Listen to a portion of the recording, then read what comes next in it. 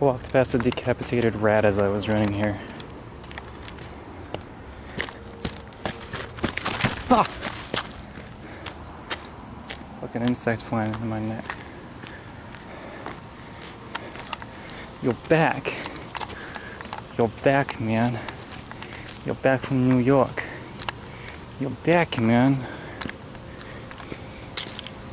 He sat right after the Fritz's new talking video from newly christened 19-year-old weed smoking, a quarter life crisis having Fagula Alex.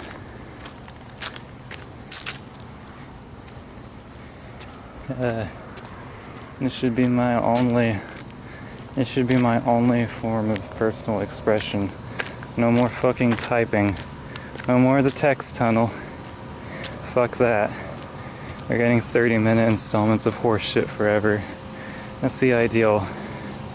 What does this say? Oh wait, I already covered this. It says welcome to Disneyland, okay. I'm back from New York. Gotta reclaim the spirit of the neighborhood I live in. It's a good old half-hour-long talking video. Traveled 2,000 miles and finally back at the wreckage of the abandoned car wash.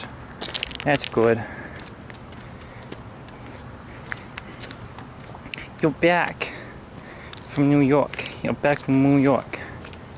You're back, man. Newly christened weed smoking 19-year-old Fagula Alex having that quarter life crisis. Back from New York. You're back from New York, man. You're back. Back around, back in town. Shit's going down, back in action, back in the big town. Ready to make some deals. Ready to cop it, swap it, bring it on down.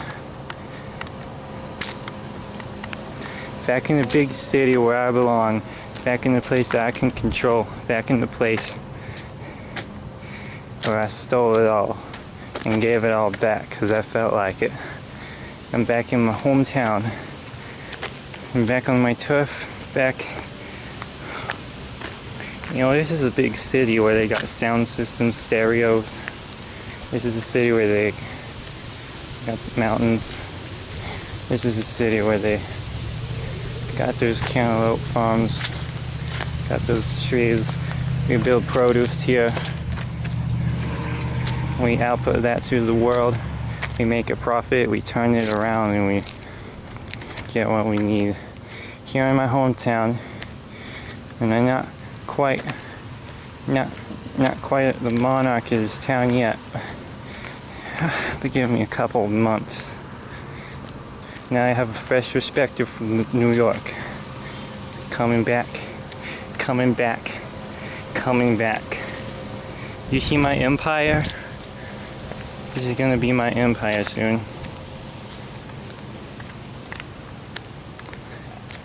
Every day when I wake up, I walk out the back door and I look out to the range of opportunities that are offered to me in this city. I say, I'm gonna take them all. I'm gonna get in my car. I'm gonna go to the highest building in the town square. Climb the elevator to the top floor. Look out at the city skyline from above and say that it's all mine. Because it already is. You just give me a couple months. I'm not quite the monarch. I'm not quite the monarch yet, but you would just give me a couple of months. This is my empire. This is my inland empire. This is my heritage. This is where I'm going to bring knowledge of marijuana, New York, mountains, to change the game, change the market, upturn the market, sell what I need to, buy a little less, get a bit more, and swap it around. And that's, as our kindly president would say, the art of the deal. Of course, you don't know nothing. You don't know nothing about the trade. You don't know nothing about anything. I don't know if you know what I'm talking about, but if you ever hear one thing from a vlogger say this and you take it to be true, you know that Donald Trump is a piece of horse shit. And he's stupid. You don't know anything, least of all about business. You don't know anything about time. You don't know anything about time investments. You don't know anything about doing what you need to succeed. You don't know anything. With Donald Trump bringing you some gas money if you're broken down in the middle of Ohio, no, he wouldn't. Donald Trump would spend all his money on condoms and blow them up like balloons and throw himself a party.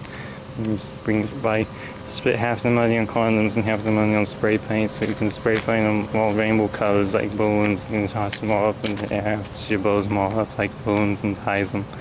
He has somebody else to tie the condoms for him. Yeah, if there's one story I need to recount while I was talking to my cameras, the Zanesville, Ohio story from when I went to New York. Okay, it was me and Marley Spag, and Marley and Spag.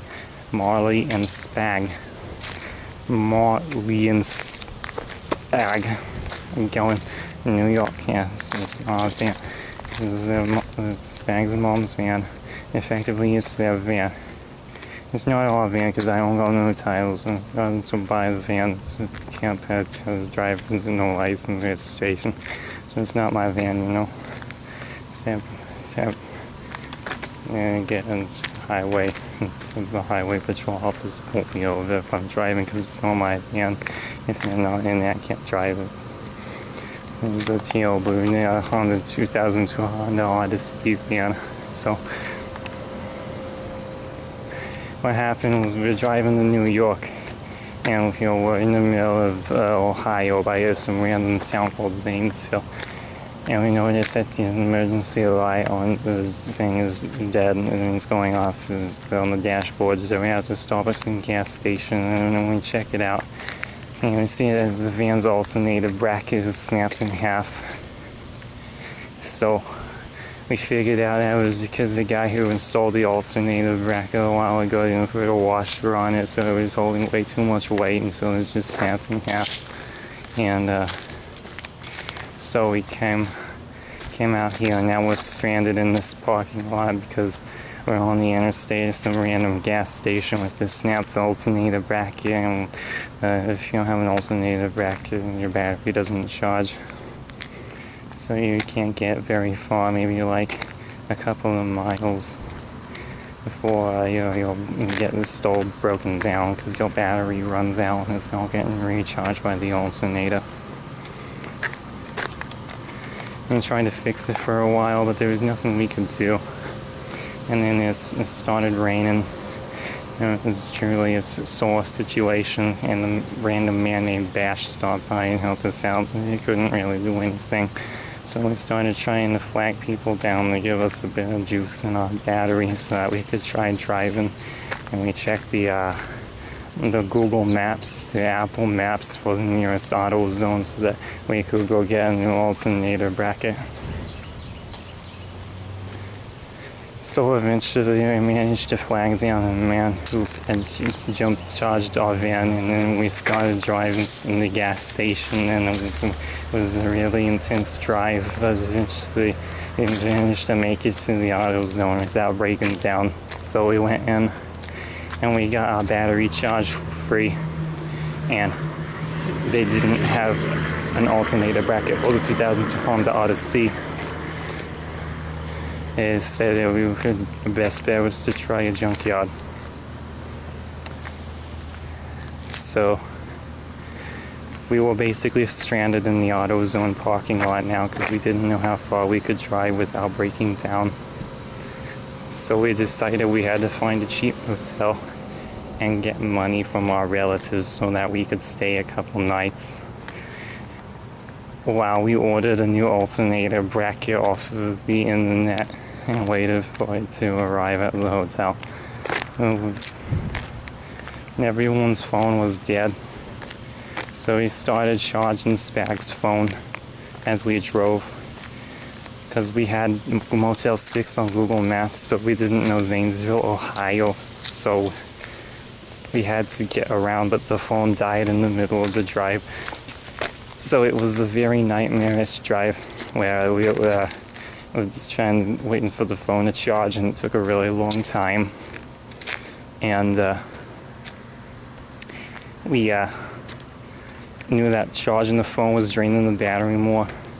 Eventually it started, and we managed to make it in this exhausting, soul-crushing drive, like 7 miles a bit on the interstate to this Motel 6. And then we got there and we checked in. Now it's time to talk about this Motel 6. This Motel 6 was built in the 60s before some larger hotel chain like the Grand Inn or something. And then it got sold to the Ramada, and then it got sold to Motel 6. Now the thing was that this was like, Motel 6 did not have any intention of utilizing a building meant for a much larger chain, so like half of the building, like restaurants and the swimming pool area and stuff, was condemned, and they didn't use most of the rooms, and the whole place is really eerie and half fallen apart and left to rot. And it was just staffed by like a couple of ladies, and there were handmade signs everywhere. And there was all these signs that it used to be a larger hotel chain, but that it wasn't that anymore. And we stayed there for like 3 days and was watching TV and stuff because we couldn't really drive.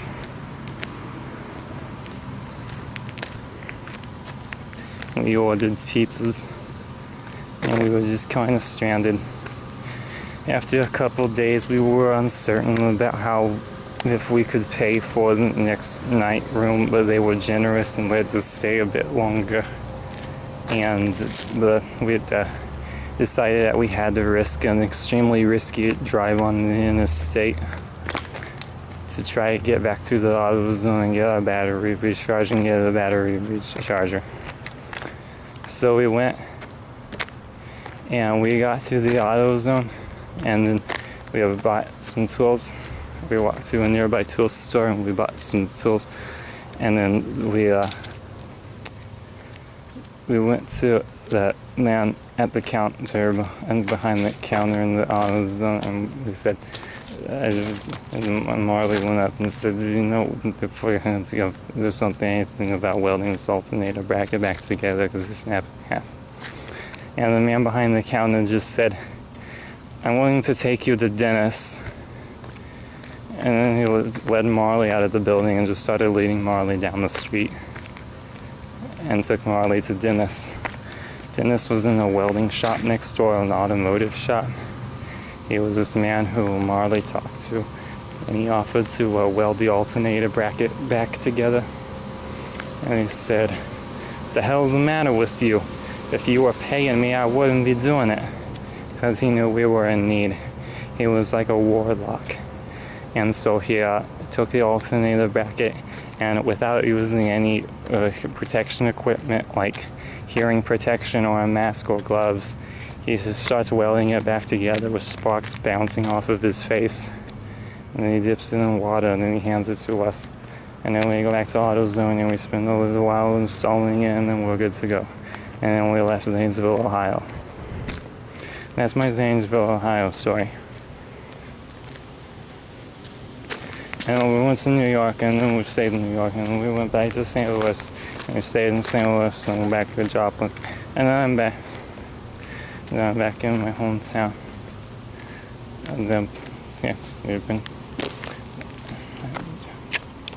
I'm back in my hometown. This is the kind of the place that I own. This is where I'm going to work at my craft, and so I can turn it into a profit. This is where this is where I have an understanding of the markets, and where I know how to work the game up. Let's do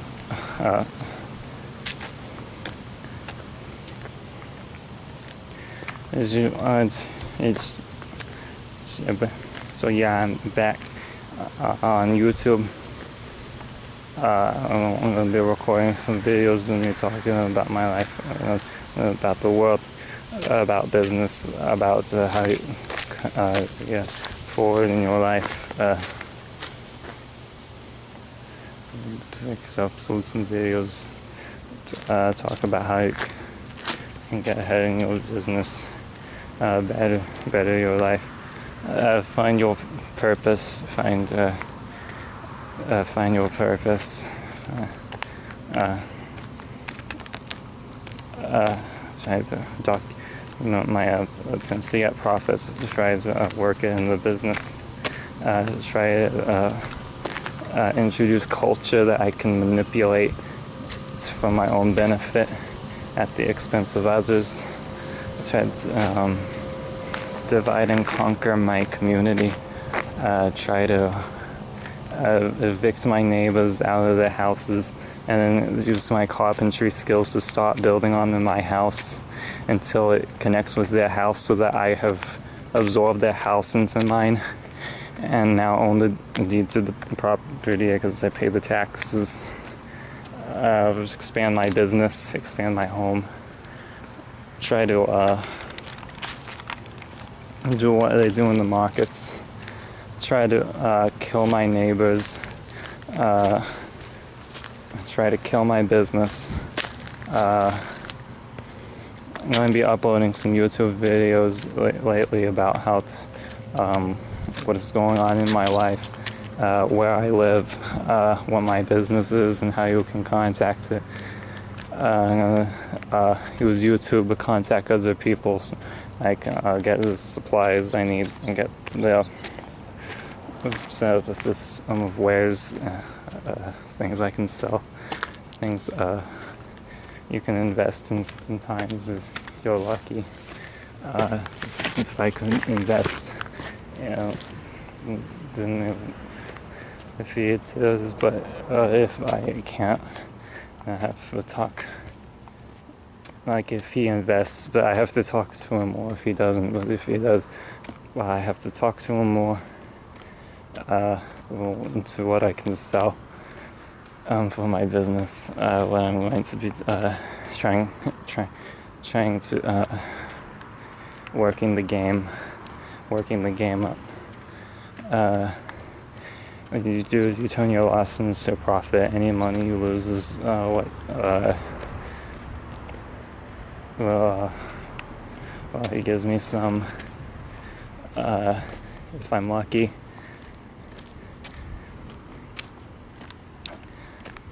My other videos are going to cover what's going on in my life, who I talk to, who I invest in, who I invest with, who I maintain connections with. Sometimes I maintain my in business and also in personal connections.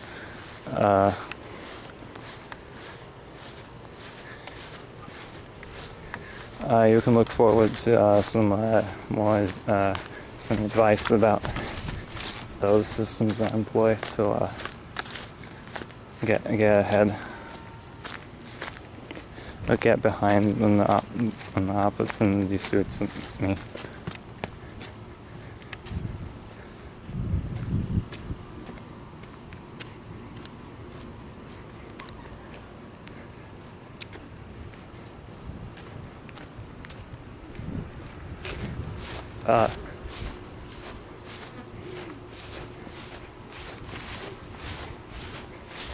Okay, I'm going to show you my hometown in this video.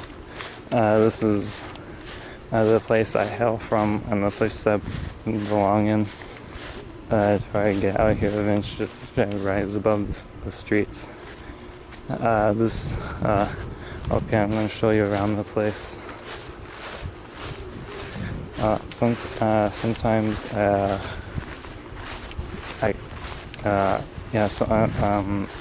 kill my neighbors, expand my house into their house so that I can turn it into a storefront. Sometimes I go and